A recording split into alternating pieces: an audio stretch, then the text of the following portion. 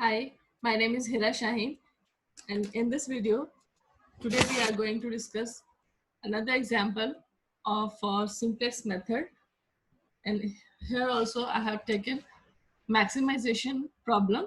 So problem is max z equal to 4x1 plus 3x2 subject to constraints 2x1 plus x2 less than equal to 1000, x1 plus x2 less than equal to 800, x1 less than equal to 400, x2 less than equal to 700, and x1 x2 greater than equal to 0.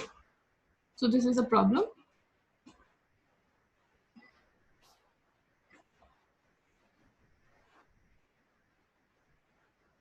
Okay. Um,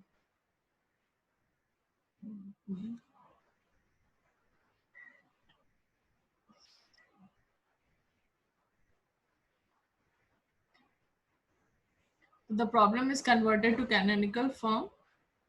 problem को हम convert करेंगे canonical form में. कैसे convert करेंगे? Less than equal to वाले सारे constraints में slag variable add करके. तो सपोज यहाँ पे जो कंस्ट्रेंट्स हैं आपके 4 कंस्ट्रेंट्स हैं, तो हम 4 स्लैग वेरिएबल्स ऐड कर लेंगे.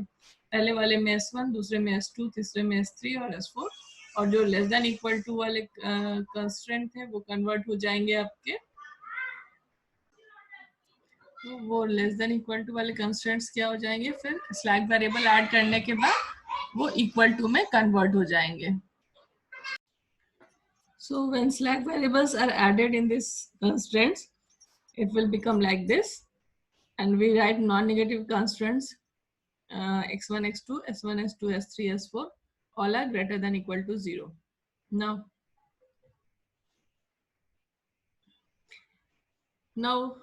in this step, next step, we will make this initial basic initial table or first iteration table. Here we have 6 columns for variables x1, x2, s1, s2, s3, s4, and we write the coefficients of all the constraints here. Let me write with annotation. Okay, so these are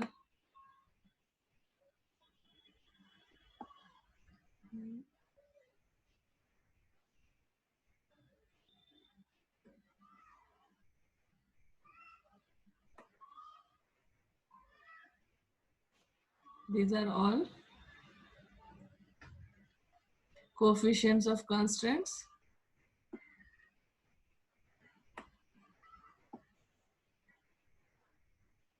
Choose color. This one.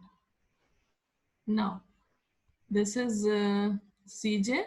This is coefficient of objective functions. In objective function, coefficient of this basic variable, that is slack variables, is always 0. And here in this column CB, we write the coefficient of this slack variables, that is 0. So in the first iteration, the CB column will be having 0 values, and XB will contain the solution of these basic variables, or we can say that the constraints. So this is 1000, 800, this one is 400, this one is 700, and Zj we find. How do we find Zj? We to find Zj for the first column, we multiply 0 into 2 plus 0 into 1 plus 0 into 1 plus 0 into 0, like this. 0 into 1 plus 0 into, sorry, first one was 0 into 2, 0 into 1. In this way we find the first column. जैसे हमने पहले पिछले example में क्या था, same वैसे ही हम Zj निकालते हैं और Zj माइनस Cj निकालते हैं. एंड ये मैक्सिमाइजेशन का प्रॉब्लम है अगेन. तो हमें क्या देखना है? Zj माइनस Cj जो है, अगर आप Zj माइनस Cj निकाल रहे हैं तो आपको फाइंड करना क्या है कि सारे Zj minus Cj greater than equal to 0 हो गए या नहीं हो गए. सारे हो जाने चाहिए, जितने भी कॉलम्स आपके हैं जो Zj माइनस Cj निकालना है जिनका, वो सारे के सारे ग्रेटर देन इक्वल टू 0 हो जाने चाहिए, तो हमें ऑप्टिमल सॉल्यूशन मिल जाएगा। अगर आपके सारे zj माइनस cj 0 नहीं आते हैं, जैसे कि यहाँ पे आपका zj माइनस cj क्या है, -4 है या -3 है, और बाकी सारे 0 है, तो एक चीज ध्यान रखिएगा, पिछले वाले क्वेश्चन में भी आपने देखा होगा कि ये वाले कॉलम्स जो बेसिक वेरिएबल्स वाले कॉलम है, उसमें zj माइनस cj जो है 0 ही आते हैं। तो जब आप नेक्स्ट इटरेशन में क्या देखेंगे कि नेक्स्ट इटरेशन में बेसिक वेरिएबल्स चेंज हो जाते हैं, तो जो बेसिक वेरिएबल आपका नेक्स्ट इटरेशन में होगा उसमें zj माइनस cj 0 आएगा। दूसरा चीज कि इसमें से जो हमारा सेलेक्ट करना है पाइवट कॉलम, वो कैसे फाइंड आउट करते हैं, जो मोस्ट निगेटिव वैल्यू होती है वो लेते हैं। क्यों? क्योंकि हम zj minus cj find out कर रहे हैं, तो जो मोस्ट निगेटिव वैल्यू है वो हमें पाइवट कॉलम देगा। अगर आप cj माइनस zj करेंगे तो क्या फाइंड आउट करना होगा कि मोस्ट पॉजिटिव वैल्यू कौन सी है, और उसमें आप क्या देखेंगे कि वो सारे वैल्यूज आपके जो है लेस देन इक्वल टू 0 हो जाए, तब आप वहां पे ऑप्टिमल सॉल्यूशन आपको मिल जाता है। तो कंडीशन को जस्ट अपोजिट करना है अगर आप cj माइनस zj करते हैं तो, वरना एक इसी तरह से आपको फॉलो करते जाना है। तो ये आपका पाइवट कॉलम हो गया। अब पाइवट रो फाइंड आउट करने के लिए पहले रेशियो फाइंड आउट करेंगे। रेशियो कैसे फाइंड आउट करते हैं, xb divided by xk। xk मतलब जो कॉलम आपका पाइवट कॉलम है उससे हम उसको डिवाइड करें, xb को डिवाइड करेंगे। तो यहाँ पे आपका पाइवट कॉलम x1 वाला है, तो x1 वाले एलिमेंट से डिवाइड करेंगे, तो ये आपका 1000 डिवाइडेड बाई 2 हो गया, दूसरा 800 बाई 1 हो गया, तीसरा 400 बाई 1 हो गया, और चौथा 700। 0 से हम डिवाइड नहीं करेंगे, ठीक है, इसको हम ब्लैंक छोड़ देंगे। और जो रेशियो हमारे आ रही है वो पहले की 500 आ रही है, दूसरे की 800, तीसरे की 400। इन सब में मिनिमम जो है वो आपका ये 400 है। तो ये किस किस रो के कॉरेस्पॉन्डिंग में है, वो ये वाला रो है S3 के सामने। तो ये आपका हो गया पाइवट रो, और ये आपका है पाइवट कॉलम। तो ये हो गया आपका पाइवट एलिमेंट। और यहाँ पे आप देखिए पाइवट एलिमेंट पहले से ही 1 है। तो नेक्स्ट इटरेशन में आपको जब नेक्स्ट इटरेशन में जाएंगे तो इसको हमें 1 बनाना होता है। तो यहाँ पे ये ऑलरेडी 1 है, तो हमको इसको कुछ करने की जरूरत नहीं है। बाकी आपको क्या करना है कि इस कॉलम में ये x1 यहाँ x1 जो है आपका S3 को रिप्लेस कर देगा। नेक्स्ट इटरेशन में बेसिक वेरिएबल में क्या क्या आएंगे, S1 S2 और x1 एंड S4। तो अब जो है आपका ये यूनिट मैट्रिक्स आपको किसको किसको बनाना है, S1 S2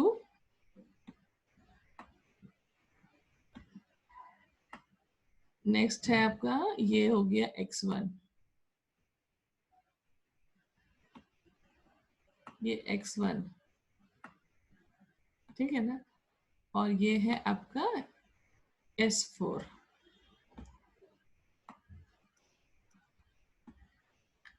तो इसको आपको मैट्रिक्स यूनिट मैट्रिक्स में बनाने के लिए क्या करना होता है, ये आपके सारे पहले वाले S1 के लिए जो फर्स्ट रो होंगे वो 1 होंगे, बाकी सब 0 होंगे।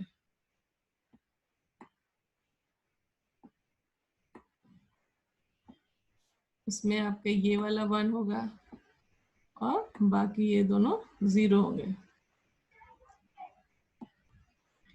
इसमें ये 0 होंगे, ये 1 होगा और ये 0 होंगे, और ये 0 होगा, इसका ये भी 0 होगा, ये 1 हो जाएगा।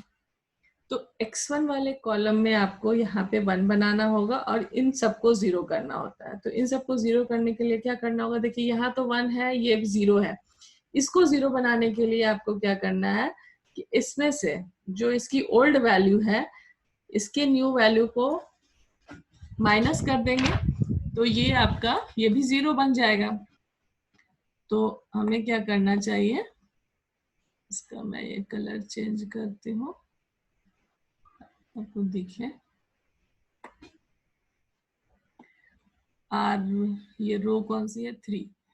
हमको बनाना किसको है, R2 ओल्ड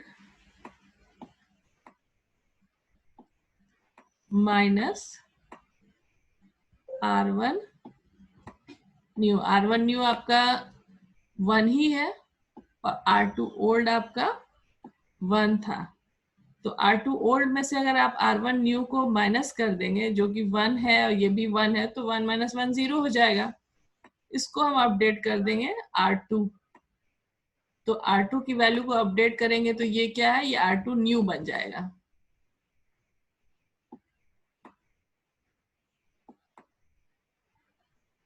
ठीक है, तो ये क्या आ जाएगा, इस कॉलम के लिए 1 माइनस 1 0 हो जाएगा। इसी तरह से ये सारे वैल्यूज को हम अपडेट कर लेंगे। यहाँ पे जब हम इसको इस केस में क्या होगा, 0 माइनस 1 ये माइनस 1 हो जाएगा, ये 0 माइनस 0 ही रहेगा। और तो ये आपका हो जाएगा नेक्स्ट इटरेशन में 0, ये हो जाएगा माइनस 1, ये तो 0 ही रहेगा। और जब ये 0 माइनस 1 करेंगे तो ये माइनस 1 हो जाएगा। और जब 1 माइनस 0 करेंगे तो ये 1 हो जाएगा। ये जब 0 माइनस 0 करेंगे तो ये 0 रहेगा। और 400 माइनस 800 करेंगे तो ये क्या हो जाएगा, माइनस 400 हो जाएगा।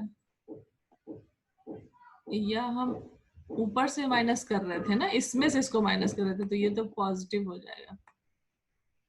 ठीक है, और ये आपका 1 पॉजिटिव आएगा, ये 0 1 माइनस 0 ये पॉजिटिव रहेगा और ये निगेटिव हो जाएगा और ये 0 रहेगा। तो देखिए अभी मैं आपको नेक्स्ट इटरेशन जो मैंने यहाँ पे बना के रखा है पहले से, क्लियर माई ड्राइंग, यहाँ से क्लियर करती हूँ, इसको क्लोज करती हूँ। और मैं देखिए यहाँ जो मैंने लिखा है R3 ओल्ड R3 न्यू में जैसे था, R3 ओल्ड उसको ही हम R3 न्यू में कॉपी कर देंगे। और R2 न्यू के लिए क्या किया मैंने, R2 old minus R3 new. ठीक है, तो जो अभी मैंने आपको करके दिखाया था वही चीज आ रहा है। ये क्या हो गया आपका, ये 0, ये देखिए 400 0 1 0 माइनस 1, यही चीज मैं अभी आपको बता रही थी, है ना। तो ये आपका वही वैल्यूज आ रहा है जो हमने अभी अभी किया। तो जो क्या क्या ट्रांसफॉर्मेशन मैंने अप्लाई किया है अभी आपको मैंने दिखा दिया। ठीक है, इसको क्लोज करती हूँ। तो ये आपको देखा, ये आप नोट डाउन करना चाहें नोट डाउन कर सकते हैं, वीडियो को पॉज करके भी देख सकते हैं। तो मैं आगे बढ़ रही हूँ। इस तरह से मैं क्या किया, मैंने ये सारा जो ये वाला पार्ट है इसको हम लोग फाइंड आउट कर लेते हैं। करना क्या था कि जो आपका पाइवट कॉलम था उसमें जो पाइवट एलिमेंट थी उसको 1 बनाना है, बाकी सबको 0 बना लेना है। तो ये इसको करने के लिए हमने ट्रांसफॉर्मेशन अप्लाई किया, तो ये फॉर्मूला यहाँ यूज किया। अब ये फॉर्मूला यूज करने के बाद ये पूरा निकल गया। फिर हम ZJ निकालेंगे। ZJ निकालने के लिए क्या करते हैं, correspondingly CB into x, x1 x वाले जो कॉलम्स हैं उसको मल्टीप्लाई करके ऐड कर देते हैं। तो 3 into 0 plus 0 into 0 plus 4 into 1 plus 0 into 0, तो ये टोटल 4 आ गया। और ZJ minus CJ find out कर लेते हैं सारे कॉलम्स के लिए। अभी भी आपके सारे कॉलम्स के वैल्यूज ZJ माइनस CJ की सारी values greater than equal to 0 नहीं है। तो हमें क्या देखना है, मोस्ट निगेटिव वैल्यू कौन सी आ रही है, तो यहाँ -2 आ रही है। ये सारी चीजें आप खुद से कैलकुलेट करें और जब नहीं बने तो फिर आप इसको देख लीजिए। तो यहाँ पे ये क्या है, ये आपका -2 आ रहा है, ये आपका पाइवट कॉलम हो जाएगा। ये आपका हो गया ये वाला पाइवट कॉलम। अब उसी तरह से हम क्या करेंगे, मिनिमम रेशियो फाइंड आउट करेंगे और फिर हम उसमें से मिनिमम फाइंड आउट करेंगे। तो रेशियो फाइंड आउट करने के लिए XB/XK करेंगे। XK कौन सा यहाँ पे है, S3 वाला कॉलम। तो यहाँ पे जब हमने इसके लिए देखा तो ये क्या है, -2 है, तो -2 से हम डिवाइड नहीं करेंगे, इस वाले को छोड़ देंगे। क्योंकि जो XK है यानी जिससे हमको डिवाइड करना है वो हमेशा ग्रेटर देन इक्वल टू 0 होना चाहिए। सॉरी, ग्रेटर देन 0 होना चाहिए, इक्वल टू 0 भी नहीं। 0 भी रहेगा तो हम इसको कैलकुलेट नहीं करेंगे, इसको छोड़ देंगे। बाकी हम सबका वैल्यू रेशियो का निकाल लेंगे और जो मिनिमम रेशियो होगा वो हमारा पाइवट कॉलम हो जाएगा। तो ये आपका पाइवट कॉलम हो गया और ये आपका जो है पाइवट एलिमेंट हो गया। यहाँ भी आपका ये पाइवट एलिमेंट 1 है पहले से ही, तो हमें नेक्स्ट इटरेशन में इसको 1 बनाना होता है, तो ये पहले से 1 है। लेकिन बाकी वाले जो एलिमेंट्स हैं इसके, क्योंकि आपका S3 जो है अब नेक्स्ट इटरेशन में S2 को रिप्लेस कर देगा, नेक्स्ट इटरेशन में या S2 हट करके यहाँ पे क्या आ जाएगा, S3 आ जाएगा। और ये वाला चीज ये 1 होगा और बाकी इस कॉलम के सारे एलिमेंट्स को हमको 0 बनाना होता है। तो हम क्या करेंगे कि ये आपका, जैसे मान लीजिए हम R3 की बात करें, तो R3 में हम क्या करेंगे, R3 न्यू में हम ऐसा क्या करें, R3 को अपडेट करने के लिए हम ऐसा क्या करेंगे, इसकी ओल्ड वैल्यू R2 की सॉरी R3 की ओल्ड वैल्यू 1 है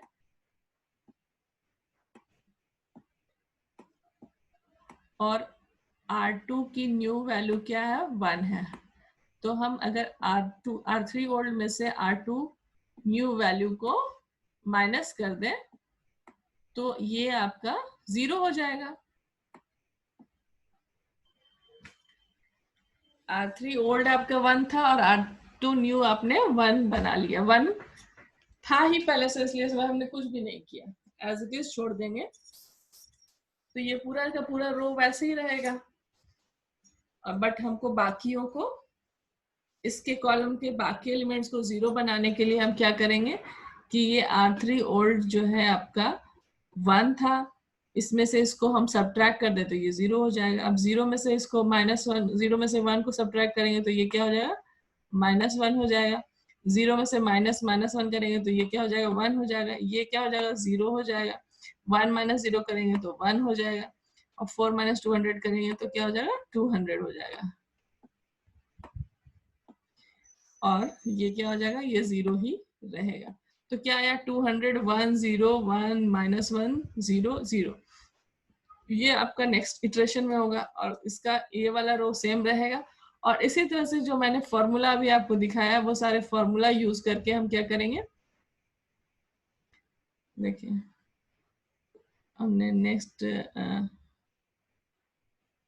ये फॉर्मूला हम ये लिखे, R3 new is equal to R3 old minus R2 new, ये यूज किया हमने। और R1 के लिए इसको पहले मैं यहाँ से नोटेशन जो बनाया है मैंने इसको क्लियर कर देती हूँ। तो ये क्या क्या यूज किया यहाँ पे लिखा हुआ है, इसको आप देख करके फाइंड आउट कर सकते हैं या खुद से आप सोच सकते हैं कि कैसे आप बाकी के एलिमेंट्स को, पाइवट कॉलम के बाकी एलिमेंट्स को कैसे 0 बना सकते हैं। ओल्ड वैल्यू यूज करके और बाकी जो निकल चुके हैं उनके न्यू वैल्यूज यूज करके आपको उसको 0 करके अपडेट करना है। ठीक है, तो आगे हम क्या करेंगे, इसको यहाँ पे एंड करके ZJ फाइंड आउट कर लेंगे। ZJ फाइंड आउट कर लेंगे और ZJ minus CJ find out कर लेंगे। ZJ minus CJ find out करने से के बाद हमें क्या मिलता है कि इस इटरेशन